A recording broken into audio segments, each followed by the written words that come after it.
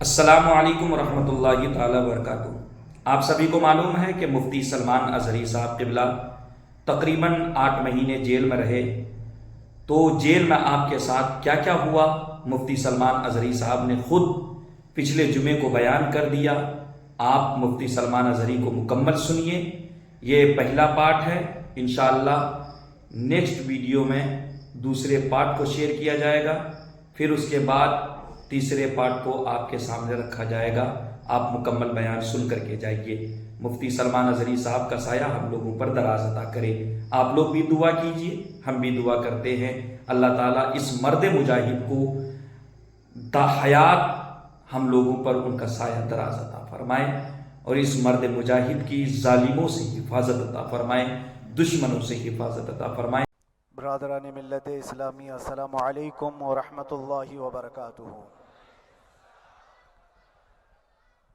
الحمد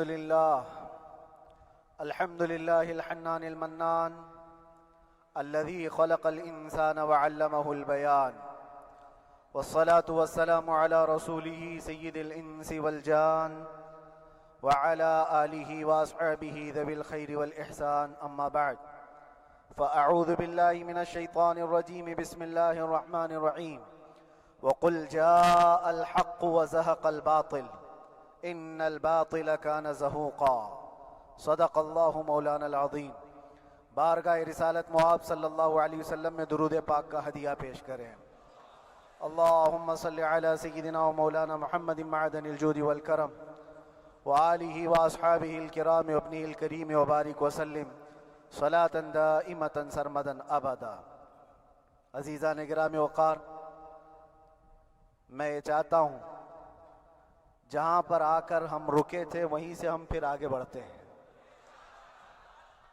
ہم رکے تھے کہاں آ کر؟ کچھ دیر کی خاموشی ہے، اس کے بعد ہم آگے بڑھتے ہیں، اس لیے کہ مجھے کوئی شعر اب یاد کرانے کی ضرورت نہیں، اور نہ ہی کسی کے سامنے کچھ بولنے کی ضرورت ہے۔ حالات تو ایسے تھے کہ جو نان مسلم تھے وہ بھی ہمیں جیل میں دیکھ کر یہی کہتے تھے کہ آپ ہی نے کہا یہ فلاں بات۔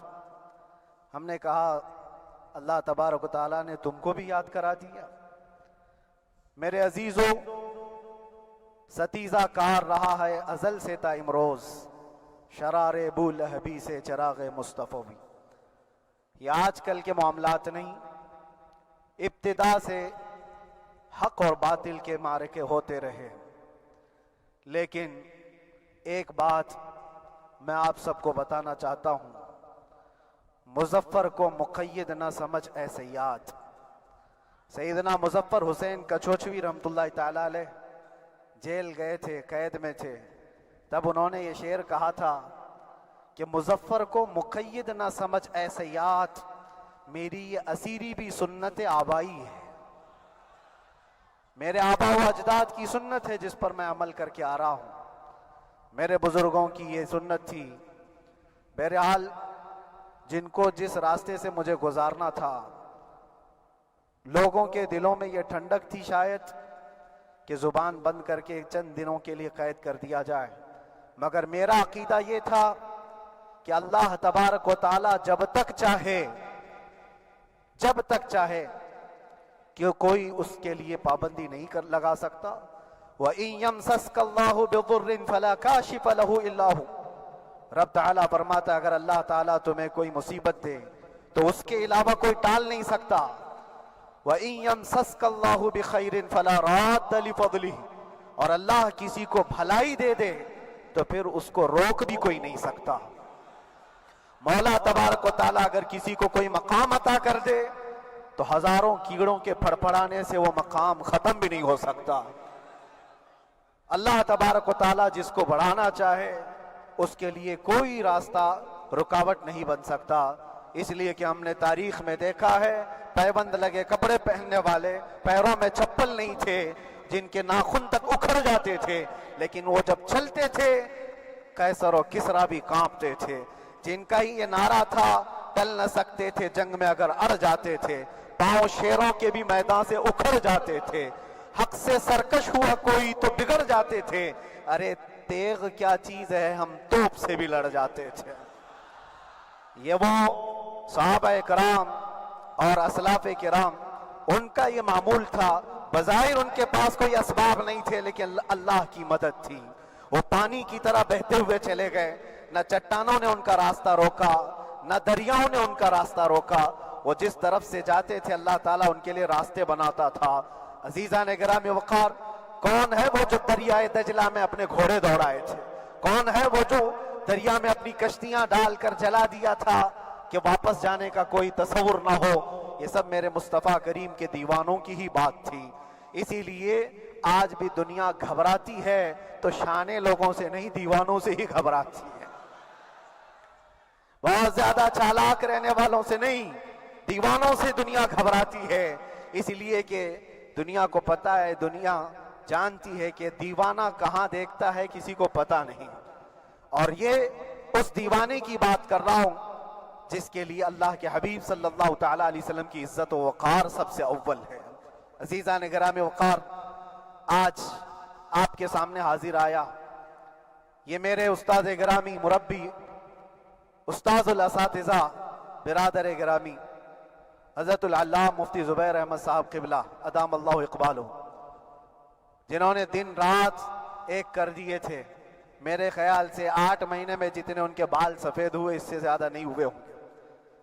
صرف اس لیے نہیں کہ ایک بھائی کے لیے، اس لیے بھی لڑ رہے تھے کہ ایک عالم کے لیے جس سے دین کا بہت سارا حصہ وابستہ ہے۔ ان کی محنتیں رائے گاہ نہ گئیں۔ بہت سارے میرے احباب و اقربا، خاص طور پر مدن پورہ اور وکرولی سے، جنہوں نے اپنے گھر بار چھوڑ کر میرے لیے دوڑتے بھاگتے رہے، اللہ رب العزت اس بات کا شاہد ہے۔ ایک ایک دن اندر میں نے سب کے لیے دعائیں کی ہیں، اور ایسا نہیں کہ کوئی دن بھولا جاتا۔ اور باہر کی ہمیشہ یہ خبریں آتی رہتی ہیں کہ حالات کیسے کے کیسے ہوتے جا رہے ہیں۔ کبھی اگر گھبراہٹ اور بے چینی ہوتی تو میرے عزیزوں صرف ایک ہی بات ہمارے پاس تھی علاج کے لیے، ایک ہی علاج تھا۔ جب بے چینی بڑھ جاتی، اپنوں سے رابطہ نہیں ہو پاتا اور کسی کے خبر نہ پہنچتی، کھانے پینے کی تکلیفیں، رہنے سہنے کی مصیبتیں جب سر پر آتی، تو ایک ہی علاج تھا، ان کے نثار کوئی کیسے ہی رنج میں ہو، ان کے نثار کوئی کیسے ہی رنج میں ہو، جب یاد آ گئے ہیں سب غم بھلا دیے ہیں، جب یاد آ گئے ہیں سب غم بھلا دیے ہیں۔ اس رسول محترم صلی اللہ تعالیٰ علیہ وسلم کا احسان عظیم ہے۔ بار بار مجھے یہ احساس ہوتا رہا، پوری دنیا اگر چھوڑ دے، مگر یقین تھا آمنہ کا لال کبھی نہیں چھوڑے گا، اور چھوڑا بھی نہیں، اور چھوڑا بھی نہیں۔ ہر رات جو ہمارا معمول تھا، ہم نے جو دیکھا، ہماری پچھلی زندگی میں ہم نے اتنے عجائبات نہیں دیکھے ہوں گے جو 8 مہینے کے اندر ہم نے دیکھے۔ نبی پاک صلی اللہ تعالیٰ علیہ وسلم کے انعامات و اکرامات، رب تبارک و تعالیٰ کی مدد سے دل مضبوط ہوتا ہے۔ عزیزان گرامی، ہم نے تو وہاں ایسے لوگوں کو دیکھا جو ڈپریشن کا شکار ہو کر کافر بھی ہو گئے، اور حالات سے گھبرا کر کے وہ انکار کر بیٹھے، کوئی خدا نہیں ہے، کوئی مدد نہیں آتی ہے۔ ایسے حالات وہاں دیکھے، لیکن ان حالات میں بھی اللہ تبارک و تعالیٰ کی مدد ساتھ رہی۔ رسول پاک صلی اللہ تعالیٰ علیہ وسلم کا انعام و اکرام یہ تھا کہ جس طرح سے گئے تھے اسی طرح سے واپس بھی آئے، جس طرح سے گئے تھے ویسی واپس آئے، اور نہ میرے مصطفیٰ نے باہر میری عزت میں کمی کی، نہ اندر عزت میں کمی کی، کہیں پر بھی نہیں۔ الحمدللہ، جس شان کے ساتھ رسول پاک صلی اللہ تعالیٰ علیہ وسلم اپنے چاہنے والوں کو رکھتے ہیں، وہ میں نے دنیا میں دیکھا۔ اور پھر یہ عرض کیا، آقا آج آپ کی عزت پر بات کرنے والے کو، چاہے وہ 1000 کال کوٹھری کے اندر ہو، آپ عزت کے ساتھ بٹھاتے ہیں، تو پھر قیامت کے دن اس کی عزت کا کیا حال ہوگا؟ عرش حق ہے مسند رفعت رسول اللہ کی، دیکھنی ہے حشر میں عزت رسول اللہ کی۔ میرے عزیزو، ایک بات کو طے کر کے چلو، انہیں جانا، انہیں مانا، نہ رکھا غیر سے کام، للہ الحمد میں دنیا سے مسلمان گیا۔ اس ایک بات میں جو عزت ہے، دنیا کے کسی مقام و منصب اور مرتبے میں عزت نہیں ہے۔ اور حالات دنیا انشاءاللہ میں سناتا رہوں گا۔ اللہ تبارک و تعالیٰ جب تک یہ زبان رکھا ہے، حق بولتے رہے، اور سناتے رہیں گے، اور بھی حالات آپ کو انشاءاللہ العزیز آگے سناتے رہیں گے۔ لیکن آج خصوصیت کے ساتھ میں جمعہ کے لیے اسی لیے حاضر آیا کہ یہاں کے لوگ پل پل یاد کرتے رہے۔ حضرت مجھے ہر بار خبر دیتے کہ جب نماز سے فارغ ہو کر کے میں نکلوں تو مجھے لوگ پکڑ لیتے، کیا ہوا، اب کیا خبر ہے؟ تو جس قدر آپ کی بے چینی تھی، بے قراری تھی میرے عزیزو، مجھے بھی ملنے کی بے چینی اور بے قراری تھی، لیکن یہ ایک سٹیج تھا جس سے گزارا گیا ہے، ایک مقام تھا جس سے گزارا گیا۔ میں تو ایک نکما آدمی، میں تو ایک کم پڑا ہوا ہوں، لیکن آپ کو بزرگان دین کی اگر تاریخ پتہ ہو، امام اعظم ابو حنیفہ رضی اللہ تعالیٰ عنہ، جن کو نہ